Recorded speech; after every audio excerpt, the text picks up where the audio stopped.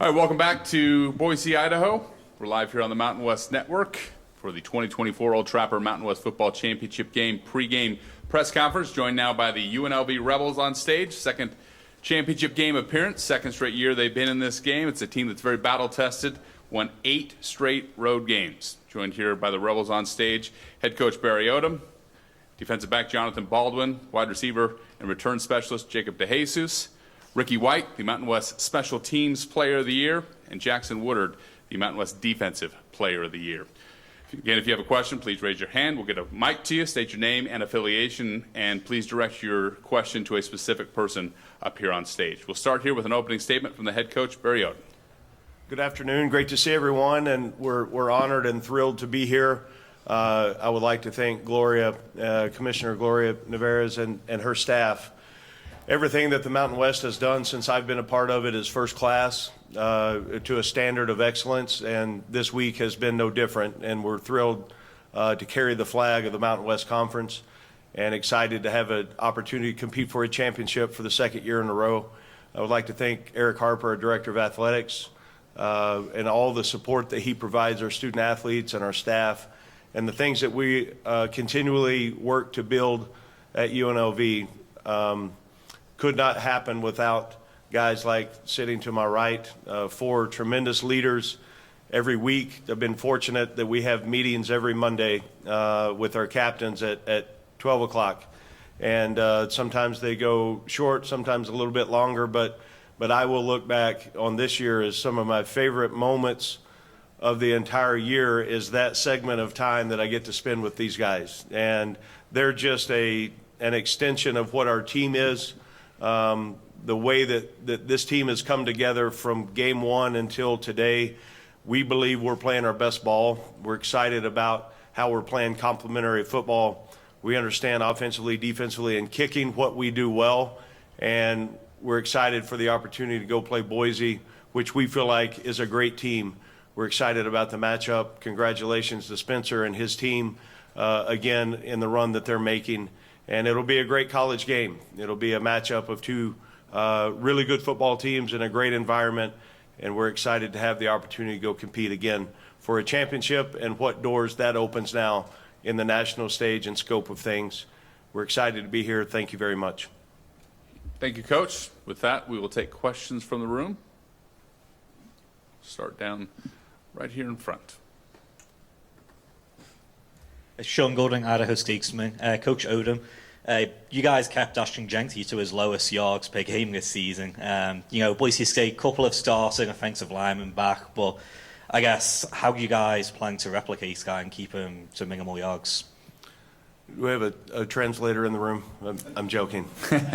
Are you from Boise? No? England. I was close. You look at Ashton, and we feel like he's one of the premier, if not the best player in college football. And the way that they play, the way they find ways to feature him and run the ball, they're great up front. We understand the challenge. We understand the opportunity of that. We also know every time he touches the ball, he's got a chance for it to be a home run. So it takes great collective defense. You've got to have tremendous gap integrity. Once you get a chance to put your pads on or touch, you got to get him down, and then you got to populate the ball. So as soon as you relax and think that he's down, he ends up finding a way and finishing a run. So it'll be a tremendous challenge, one that our guys have worked really, really hard, not only just this week in the prior game that we played, but then also in the offseason on how we built our roster. A lot of it had to do with try to get in a position to be in this game, and then how can we go win a game of this magnitude. So there's been a lot of time and effort and sweat equity put into it. Our guys are excited about the opportunity. We understand that it's going to take all 11 guys and whoever's on the field to do a great job to try to contain and stop them. Yeah, all our teams have to face him twice. Jackson, just for you, what's it like to face a guy like Jenky, and how are you prepping to go round 2? Yeah, he's obviously an incredible player. But, I mean, we go to work every week. It's no different. We know that our coaches are going to put together a great game plan, which they have this week. Then it's, up to us to be gap sound and then wrap them up. Once you wrap them up, don't let go. Go back, Jake. JTS, KTVB. Ricky, you're sitting next to, one of the best return guys in the country in Jacob, right? And yet you are the Mountain West Special Teams Player of the Year. Like, what does that honor mean to you in comparison to being a 1,000-yard receiver again and all that?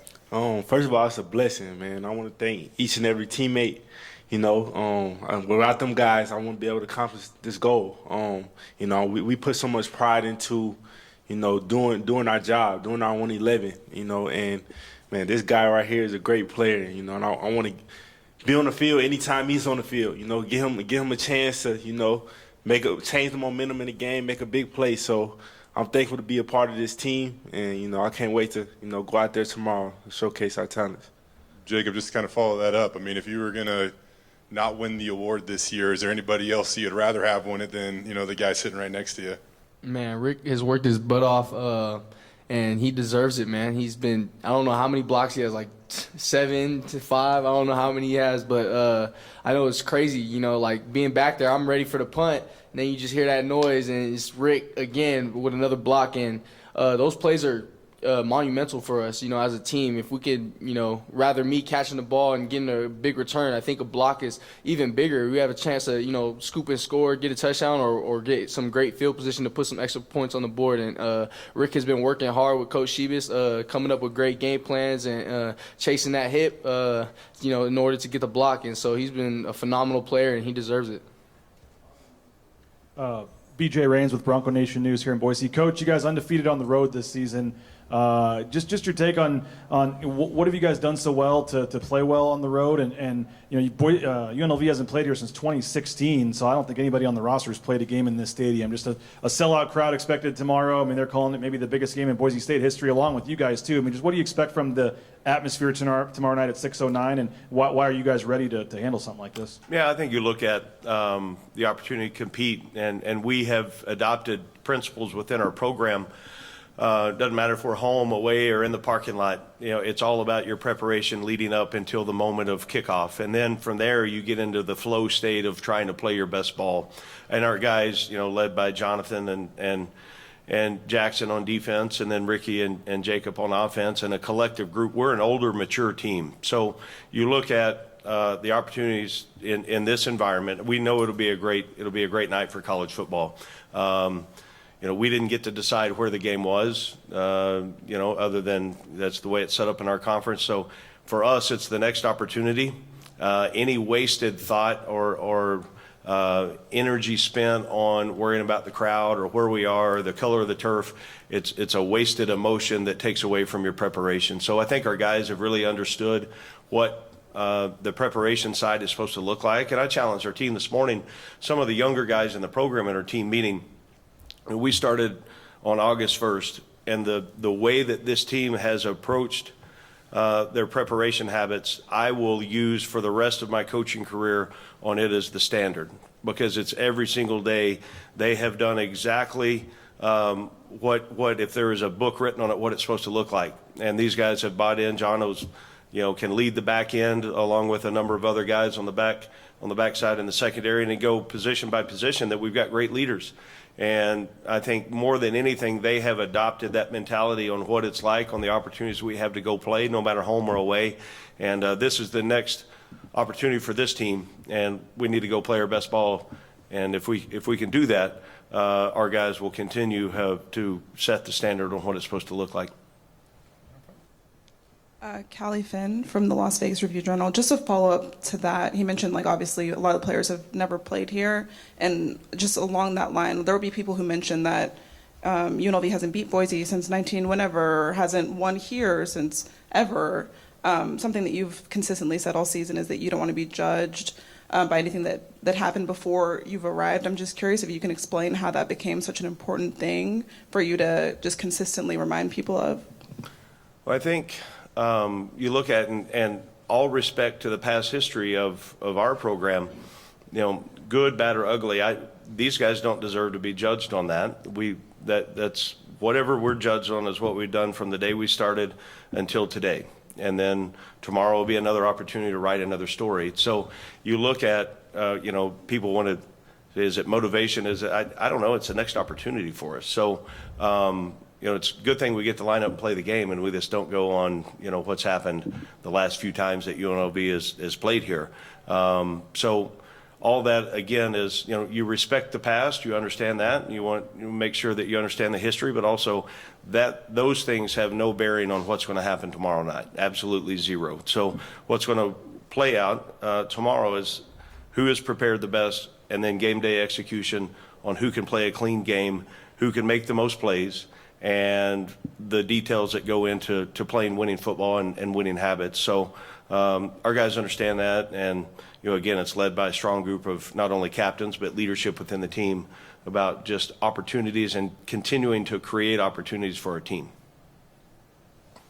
Bob Beeler, Bronco Radio Network. My question is for Jonathan. Trying to defend Ashton Jeanty, you guys had some pretty good success. What did you think you guys were able to do last time? And then do you think it'll be a help having played him earlier in the season? Yes, sir. I think what we did well was swarm the ball. We had a lot of guys to the ball, and we knew what the main focus was that week. And we're going into this week with the same mindset, swarming the ball, and yeah. My follow-up is for Coach Odom. What do you think's different about playing a second game? I know you guys have played twice, but it wasn't the same teams. So this is going to be about a half season later where the exact same teams are playing again. Yeah, I look at, I've had the opportunity to do that a couple of times in my career. You play a team early and then, or mid-season and then late. They know a lot about us and we know a lot about them, and it'll be a tremendous matchup. I can't speak on them, but obviously about us, I think we're playing our best ball. And I think our team knows that. There is a confidence in the way that we've prepared and excitement about the opportunity to go play. And we're fortunate and thrilled to have the chance to get a rematch. First for Ricky and then Jackson, if you wouldn't mind following up on this. What you guys have accomplished in 2 years at UNLV is pretty insane. I mean, the way you guys have turned around the program. So the fact you get a rematch with Boise State on the blue, is there any other opportunity, any other way that you would want this to play out than the opportunity you get to cap your careers and your legacy tomorrow against the Broncos on the blue? First of all, not at all. We're so thankful to be in this position once again. And we have a great group of guys led by great coaches. They do a great job of just preparing us each week, and we go out and execute the game plan. So we're all thankful. We can't wait to get out there tomorrow and just play our ball, play our brand of ball. This is exactly where we wanted to be. It's what we said starting last January. We want to be in the championship. It's what we worked for. It's really everything that we've done up to this point has been to get us in this championship game. So I told the guys exactly where we're supposed to be. Now let's go finish it. Ryan Gilder, Scarlet and Gray, Free Press. Questions for Jackson. Going into this game last time, Jeanty had a good game, but you guys did a good job stopping him. But Madsen was able to extend plays too many times, and he ran one for almost 50 yards. What's the importance in this game to limit the amount of times that Madsen's able to extend plays? Yeah, he's a good player. And he's going to make plays, and it's like you said, it's our job to contain him, and that just comes down to executing the game plan, being gap sound. And our guys have done a really good job this week of practice, being very disciplined, and so we're going to be ready for whatever they have. Wilma Villicano with Fox 5. I have a question for each player. We talk about the championship habits this week. We're 24 hours away from kickoff. What have you seen from your guys this week in practice and getting the job done tomorrow? Yeah, we've seen championship habits. Everyone's doing more. Everyone's doing exactly what they need to do to win this game, and we're excited to go play. I would definitely say just being focused, locked in, doing the little extra, like Jackson said, championship habit, that's what we've been locked in on. I would say this week in practice, you could feel the energy, was different. I mean, we bring it and we're locked in every week, but, just championship week, I feel like everybody was just a little bit more bought in, had a little bit more energy in practice, had a little bit more attention to detail, had a little bit more discipline. And so I think this group is ready to go. Like Rick said, we have a great group of guys who are all locked in, and that's what I've just seen. Yes, I saw championship habits as well. We've been on those habits all season long, so I didn't really see that big of a change in our team because we've been focused on this moment since the beginning of the season. So yeah, just like Jackson said, championship habits. Jason Chatra with the Associated Press. Coach, you seemed pretty distraught last time after the Boise State loss. What does it mean to you to get another chance, in the same season, which isn't really typical? And what do you feel like you guys are gonna have to do differently this time to get a win? Well, I think anytime as a competitor you step into the arena and you come up short, when you've really invested the things that have invested in it as a player, as a leader of our players, I felt like that we came up short, and I hated it for them. So, distraught is a powerful word, but that's probably pretty accurate. But I knew at that point that if we wanted to get back into this game, number one, we had to go run the table. Number two, we were going to probably have to have some help. By the grace of God, that worked out. And our team stayed stoic in their nature and their approach. They stayed on the mission. They used it as motivation. And then you look at, now the opportunity tomorrow night in Boise, Idaho, two of the best teams in college football are squaring off to play. And we're thrilled to be a part of it. John Wistro, Idaho Press. Coach, I know you said you don't want to be judged on anything that happened before you got here, but year two on the precipice of a college football playoff berth. For this program, how special would that be?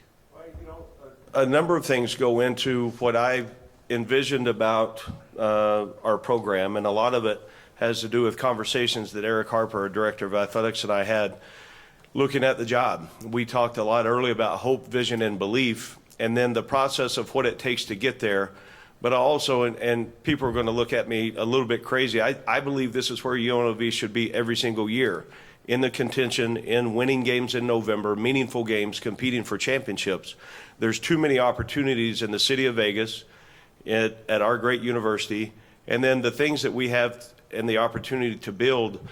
Anything that a student athlete wants to accomplish in college, we can get done at UNLV. So, there's problems or there's solutions. I choose solutions. And you look at the opportunity to build a great staff, to have great players. I learned a long time ago I'm a heck of a lot better coach with really good players. And we have got a stacked roster. And tomorrow night's going to come down to great players making big-time plays. And that's what you dream about as a little kid growing up as a player. And that's what you dream about when you get in the coaching profession, is to put your team in a chance to go win a championship. And now we're here. We've earned that. Now let's find a way to go finish it. Sean Golding, Idaho Statesman. As a KU grad, I hate to give Coach Odom credit, but since 1984, you guys haven't had a double-digit win season. Just what can you say about what he's done for his school and bringing you guys on the cusp of a CFP appearance? I knew there was something about your accent. It has to do with being a Jayhawk. Yeah, I got it. Coach means everything to us as players. I think he's the best in the nation. He gives us a plan, and then all we got to do is go execute that plan. He's put together an incredible staff. He's a winner in all aspects of life, which is just motivation and inspiration to all of us as players. And he's someone that you want to go play for. But he's done an incredible job, and I wouldn't want to be coached by anybody else. He's a player's coach, man. Someone you look up to, father figure. Great coach, man. I love him to death. I'm thankful to be, in this situation with him in this predicament. He just does a great job of just, leading us in the correct way. Like I said, I'm so thankful. I'm thankful to have him as our head coach, and then the staff that he's put together for us. Like Rick said, I'm just so thankful for Coach Odom, just for believing in me. He was the only coach that offered me a full-ride scholarship coming out of junior college, my only one. And so I'm just so thankful for him. And he's just done an incredible job with the program, turning it around in, like you just said, 2 years. And that's just unheard of, you know what I mean? And but not only is he a great coach, but just an overall great person. He supported me through so much adversity that I've been going through, the past year. And he's just always been there for me. Him, the whole coaching staff, the whole organization at UNLV has just been there. But it starts through him, and he's just an incredible coach, and I'm so thankful to be a part of this team. I'm also thankful as well. He came in and he got everybody to buy in to all of his winning habits. all of his winning mindset, and everybody came in and bought in, and it got us here today. Jay Tuss, KTVB. Ricky, I know you got like 2,600 receiving yards over the last 2 years, but if you do look at your last 2 games against Boise State, they haven't probably met your standards statistically, I would assume. So what have they kind of done effectively against you, and then how do you plan to combat that tomorrow? Really double team. I get a lot of, over top of the coverage, safety wise. But like we put together a great plan this week. And it comes down to executing at the end of the day. I feel like we have a good plan on offense. We have a lot of playmakers, not just me on the offensive side, in which we have a chance to bring a lot of momentum to the game. And man, it's gonna be exciting to be out there and just play alongside of my brothers. Jackson, I'll ask one more for you. I know you've kind of touched on Ashton so far, but like, what is the challenge here? How much do you think about, have you thought about him this last week? Like, how do you have to, how precise do you have to be, you personally tomorrow? Because I don't know if there's a better linebacker, running back matchup that we'll see in college football this year than you versus Ashton Genty. Yeah, I said it earlier. He's an incredible player. And with somebody like that, you got to be perfect. But going into the game plan, I don't think about one person. I think about the offense as a whole. I look at their scheme, watch film, figure out exactly what my job is on each play. And then, like I said, I got to be perfect. When I tackle them, I got to make sure I get them on the ground. Callie Finn, Las Vegas Review-Journal. Coach Odom, a lot of talk about just how well these teams know one another. Saw you talking to Spencer Danielson over there by the trophy. How familiar are you two with one another?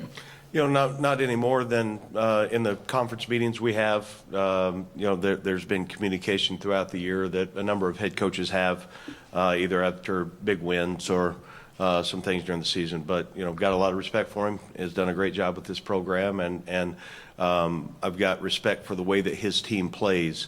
And I look at the things he's been able to accomplish since he became the head coach, and I've admired what he has done. Any further questions? If not, we'll cut you guys loose. Congratulations on getting here to the Rebels, and good luck tomorrow night. Thank you. You bet. Make sure you join us tomorrow for the championship football game. The Old Trapper Mountain West Football Championship game will be broadcast on Fox, 6 p.m. Mountain Time, big noon. Again, we'll have the pregame show at 5 o'clock. Again, thank you for the gathered media and your interest in the Mountain West, and we'll see you on Championship Friday night.